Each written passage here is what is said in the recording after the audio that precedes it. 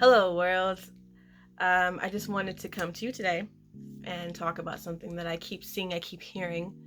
And it's not everybody, it's just a group of people that keeps saying that Christians only care about abortions. That's the only thing Christians care about are abortions. They don't care enough about helping orphans. They don't care about helping the poor and charities.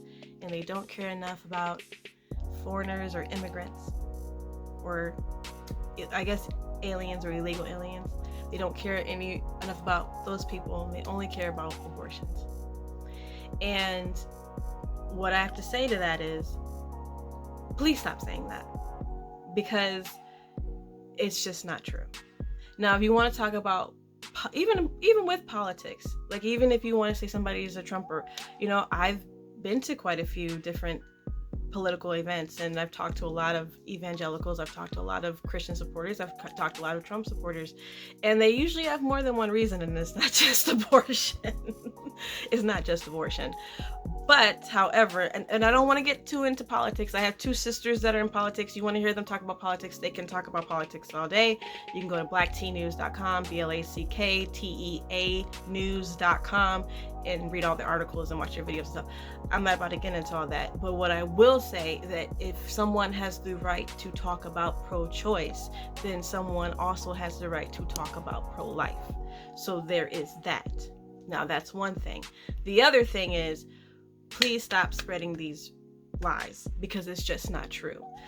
To say that Christians don't care about orphans, to say that Christians don't care about helping the community, and I'm saying, it's not everybody who's saying this, but there are people who are saying this, and to say that Christians don't care about immigrants or foreigners or people from other countries is absolutely ridiculous. Because for one, Christians, practicing Christians, not people who just say they're Christians, but practicing Christians, are twice more likely to adopt than people who don't have faith. People who attend religious services consistently are more likely to give to charities than people who don't have faith. In the United States of America, even though people keep talking about this country and have been talking about this country, the United States of America sends out more missionaries and does more missionary work than any other country on this planet.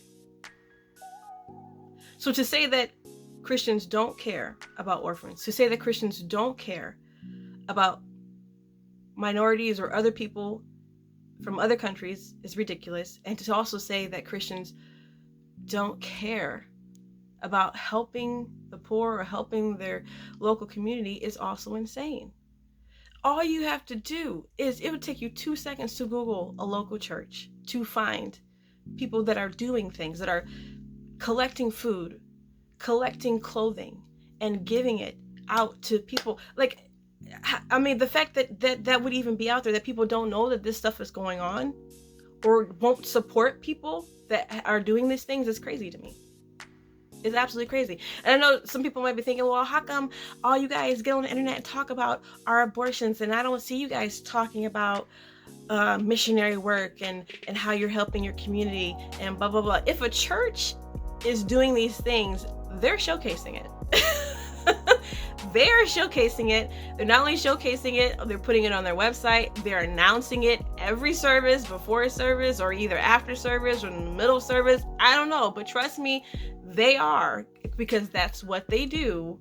It's just that people don't want to or don't care to listen to it.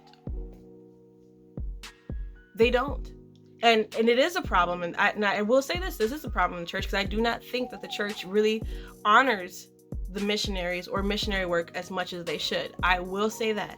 I do not think the church honors missionaries as much as they should. Because the things that these people do, how they put their lives on the line to help other people, to preach the gospel, to, go to places that, you're talking about restrictions and pandemics and diseases and whatever else. These people are going through all these things all the time and risking their lives to preach the gospel. And I do not think that they are honored enough. But to say that, or to put that out there, that churches aren't doing these things, to even project that image that churches aren't doing these things, is silly. And some might say, well, you know what, we should have been preaching on love, and we should have been preaching on brotherly affection and race acceptance and all these other things. And I'm just kind of like, where have you been? Because to me, what I've been hearing, I've heard more people preach about love and being kind to one another and being a better person. Probably in the past, I've heard those messages more than holiness, for sure. From multiple different people. Talk about, like, Joel Osteen. People talk about Joel Osteen all the time, and those, to me, those are his like go-to messages. And you know, just being a better you, being a better person, treating people better, loving one another. I mean, those are messages that are consistent and have been consistently preached. Now, you want to talk about messages that aren't being preached. The messages on holiness is not really being preached. On fornication, definitely not being preached. You want to talk about stuff that ain't being preached.